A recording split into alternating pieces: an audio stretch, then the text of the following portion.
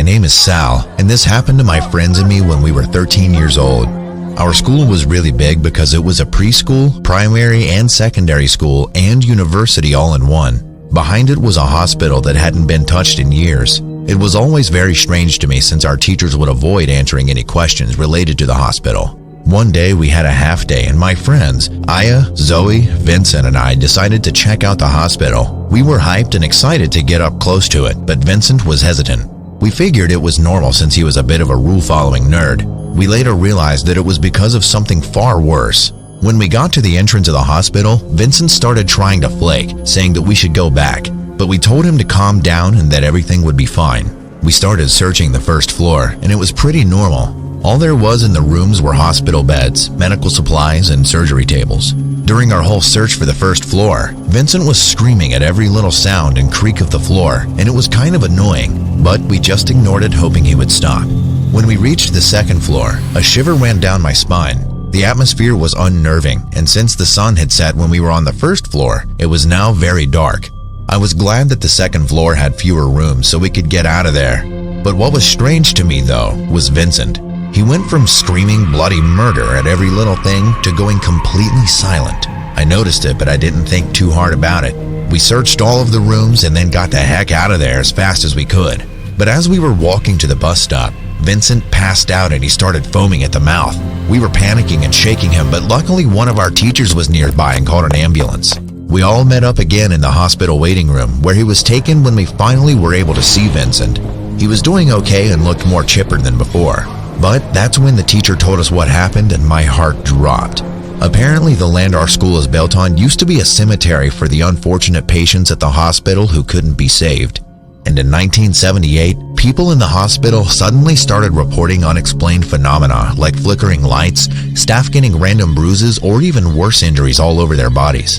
Patients being woke up in the night to screaming whose source was unidentified, and more.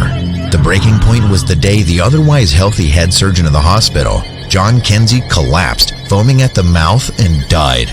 Even after multiple autopsies, doctors couldn't identify a clear cause of death. The hospital was shut down and left to rot in 1980 after 8 kids who were being treated in the hospital mysteriously died with hand marks on their bodies and foaming mouths.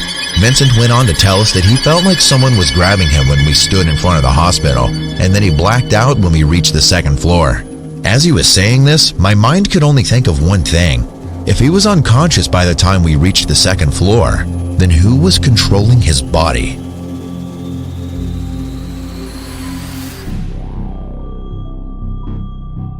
When I was young, I was fascinated by the devil. It's embarrassing to think about it now, but at the time it seemed cool, and I admired these self-proclaimed devil worshippers and wanted to be like them. So, I logged into a devil worship community on the internet every day and wrote posts and comments.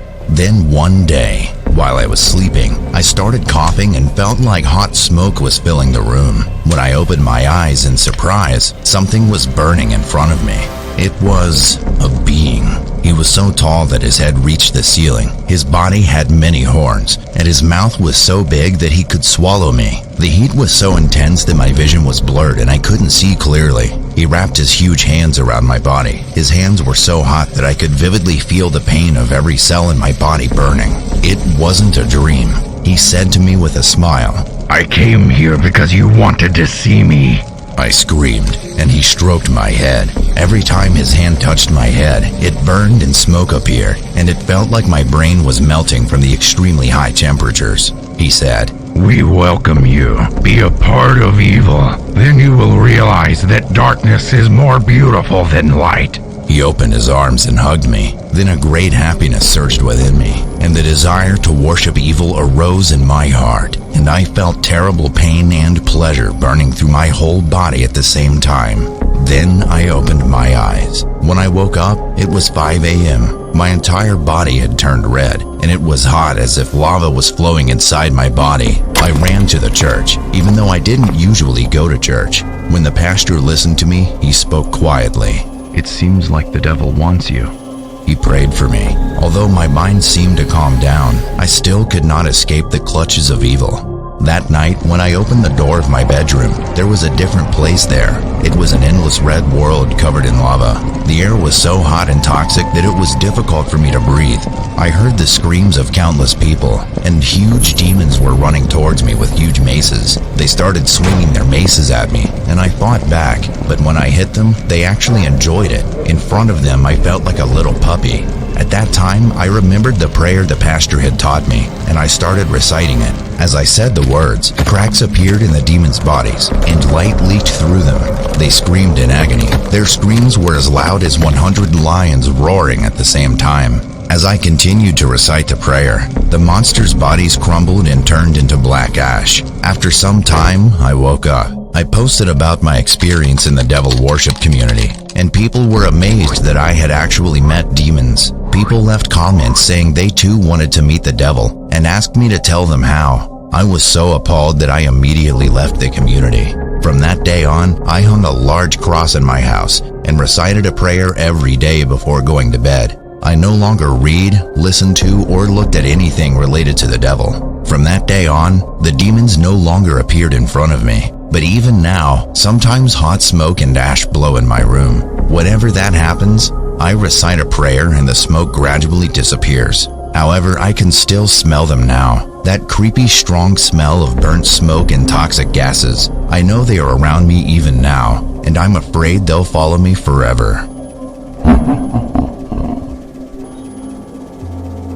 My name is Abby, and I'm 18 years old now. This story that I'm sharing is not mine, but my mom's. Even though it didn't happen to me, I know the story well enough, so listen carefully. And yes, this is a true story.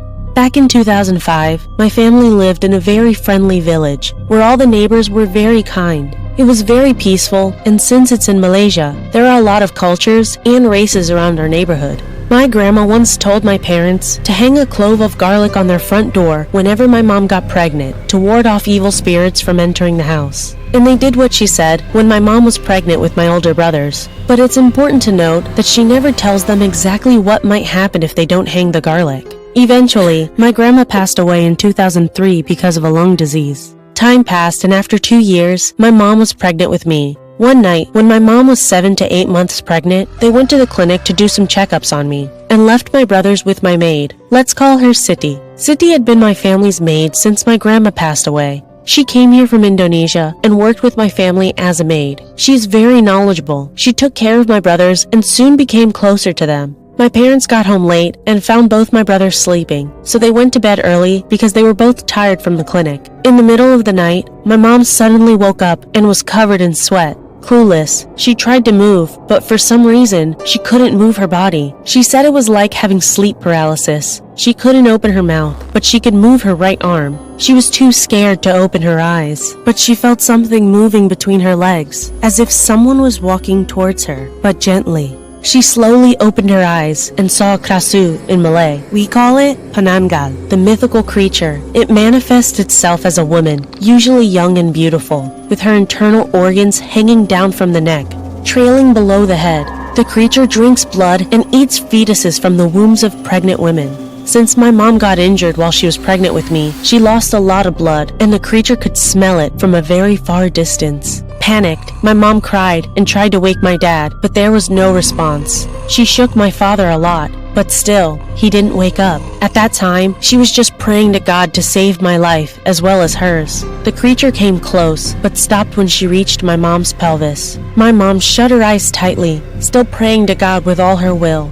When she opened her eyes, the creature was gone, and she could finally move. She saw Siti standing at the bedroom door, holding a Quran and reciting some prayers. Siti switched on the light and went to my mom to calm her down. Siti also woke my father up and told him everything. At first, he didn't believe it, but as soon as he saw how traumatized my mom was, he started to believe her. They calmed her down, and Siti then recited more prayers to protect her from the evil spirits. Slowly, my mom fell asleep. After she woke up, she felt like it was all a nightmare, but soon, reality set in when she saw a trail of blood from the front door to their bed. Then my mom remembered that my grandma used to tell them about hanging a clove of garlic on their front door. Siti told her that it's to avoid the creature smelling blood and the pregnancy because garlic has a stronger smell. After that incident, Siti decided to move back to her hometown in Indonesia. Maybe it was traumatizing for her too. It truly scared me when I learned about this. Even when I wrote this all down, I still got goosebumps. I don't know what really happened, but I'm sure Siti is the one who made the creature go away. Even now, my mom and I still thank God that nothing bad had happened that day. Who knows? If Siti hadn't been there, I'm not sure if I would even be here today. I remember this event as if it were yesterday, despite the fact that it took place about 7 years ago. I was in my second year of college on a breezy Friday in the fall. At first, it was just like any other day. After eating breakfast, I got up and walked to school. My girlfriend, who I will refer to as Sophia, joined me on the way there, and we began chatting. Sophia was smart, cute, athletic, and strong-willed, everything I had ever hoped for in a girl. When we got to the school, we said our goodbyes and made our way to our classes. I couldn't wait for the weekly party that was held every Friday, because the day was otherwise pretty boring. I went to meet Sophia after classes were finished, but when I saw her, something wasn't right. When I asked her what was wrong, she shrugged it off as nothing and simply stated that she was looking forward to seeing me at the party. And with that, I lost all concern about the way she was acting. However, she gave me the impression that she was conflicted, as if she were feeling guilty or upset about something. When I got to the party, I got together with my friends and their girlfriends, but Sophia wasn't around. One of them asked me where Sophia was, but I didn't know. I tried calling and texting her multiple times, but she didn't respond. This was strange because she usually responded right away. I thought she was too busy with her studies to make it, so I decided not to bother her and gave up. The party was enjoyable, perhaps a little too much so, given that I stayed until after midnight and was feeling a little sluggish. I left my friends for home after saying goodnight. With the exception of the occasional light pole, it was almost pitch black where I lived, which was in a quiet neighborhood. On my walk home, a dark hooded figure suddenly appeared in front of me, covered from head to toe in a mangled and torn black cloak. Their face was hidden by a gas mask that looked like it was from World War I. You couldn't even see their eyes through it. What scared me the most was that they were carrying a huge lumberjack's axe that looked like it had been stained with blood. After being frozen in fear for a few seconds, I decided without thinking to run straight past them to get to my house. They grabbed me, but I kicked them, which made them release me. I ran as quickly as I could, but I heard footsteps coming from behind me. Before they could catch up to me, I was able to enter my house and lock the door. When I started hearing a loud banging on the door, I decided to call the police. But before I could call for help, the hooded figure swung their axe through the door multiple times and the door got knocked down shortly after. I tried to hide right away, but I didn't act fast enough. It was like they knew their way around my house. They found me and blocked me into a corner. I begged for mercy and inquired about their plans for me. They proceeded to take off their gas mask and hood, revealing themselves to be Sophia. She told me before I even had a chance to speak that she had joined a cult that worshipped a demon named Null, and that to be initiated she was required to kill everyone she had a close relationship with, most of whom had already been killed, and that I was about to join them. She said that she missed the party because she was busy killing her parents. After that, I could hear police sirens in the distance, and as they got louder, it turned out that a neighbor had called the police because of all the noise. This clearly enraged Sophia, so she pulled out a small knife and stabbed my left hand into the wall, preventing me from moving. 3 officers entered the house and asked her to drop the axe. She instead threw the axe at one of the officers, killing them instantly. Sophia was then tased and tackled onto the ground before being taken into custody. Sophia was convicted of multiple murders and given a life sentence. I'm telling this story because hellish things can happen instantly and change your life forever. And I hope that everyone who hears my story will be grateful for the life they have.